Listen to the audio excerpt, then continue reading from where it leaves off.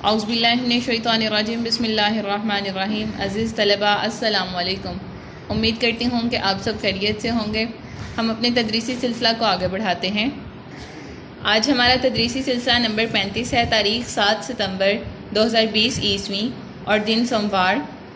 آج ہم نے کرنا ہے مضمون سیلاب کی تباہ کاریاں، جسے آپ یاد کریں گے اور رجسٹر پر لکھیں گے۔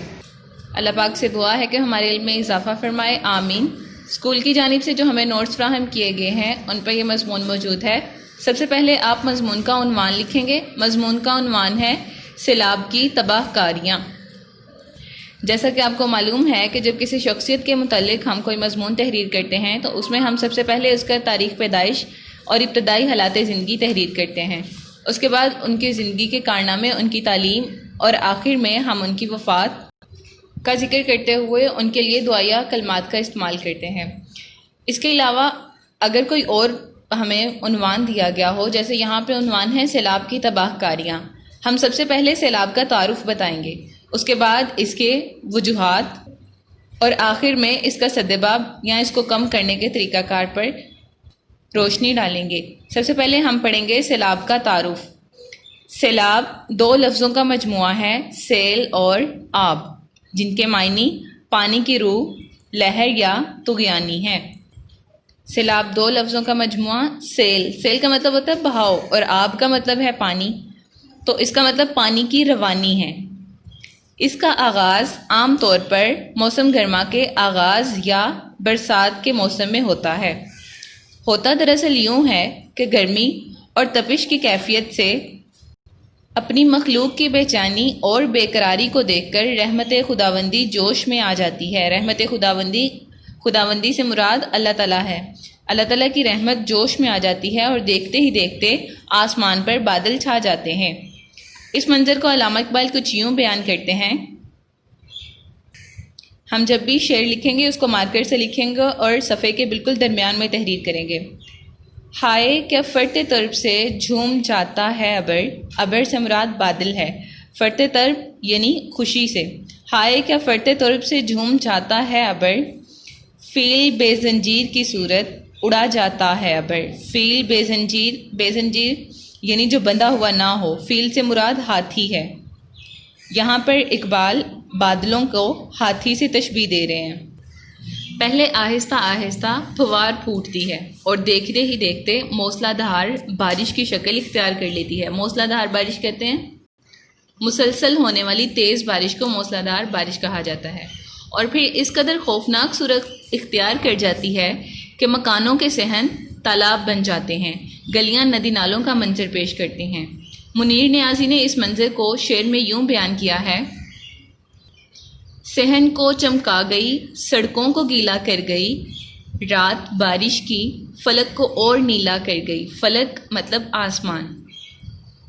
جب یہ سیلاب کی شکل اختیار کرے تو چیختے چلاتے مدد کو پکارتے انسان حسرت بری نگاہوں سے اپنے گھروں کو ملبے کا ڈھیر بنتے ہوئے دیکھ کر بے بسی کے عالم میں کچھ نہیں کر پاتے۔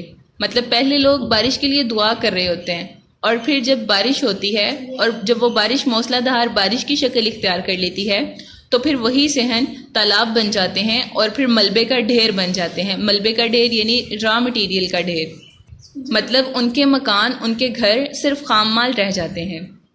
بے بسی کے عالم میں یعنی جب انسان کو کوئی بھی مدد درکار نہ ہو تو وہ بے بس ہوتا ہے، بے بسی کے عالم میں کچھ نہیں کر پاتے۔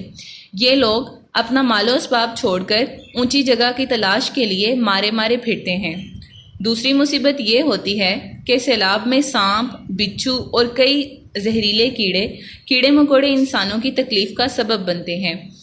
سیلاب سے نہ صرف پانی انسان کے لیے تکلیف کی وجہ بنتا ہے، بلکہ سیلاب میں ہونے والے زہریلے کیڑے مکوڑے اور سانپ بچھو جو اس میں پیدا ہوتے رہتے ہیں وہ بھی انسان کے لیے تکلیف کا باعث بنتے ہیں۔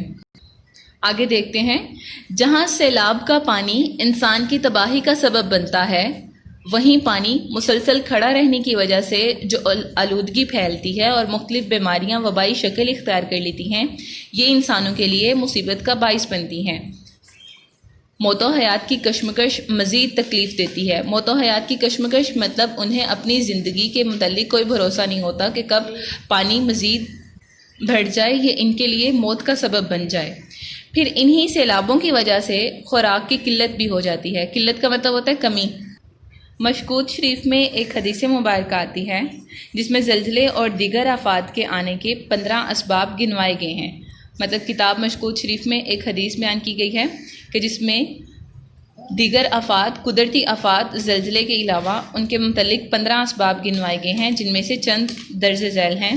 نمبر 1، جب امانت کو ضائع کیا جائے۔ نمبر 2، جب زکوٰۃ کو تاوان سمجھا جائے۔ تاوان ایسی رقم کو کہا جاتا ہے یا ایسی دولت کو کہا جاتا ہے جو کسی قیدی کو چھڑوانے کے لیے ہم ادا کرتے ہیں۔ نمبر 3، جب اپنی والدہ کی نافرمانی کی جائے۔ نمبر 4، مساجد میں شورغل ہونے لگے۔ نمبر 5، گانا بجانا عام ہو جائے۔ نمبر 6، شراب پی جائے۔ نمبر 7، ذلیل لوگ حکمران بن جائیں۔ یہ سیلاب کی کچھ وجوہات لکھی گئی تھی، آگے پڑھتے ہیں۔ تاریخ انسانیت اس بات کی شاہد ہے، شاہد کا مطلب ہوتا ہے گواہ۔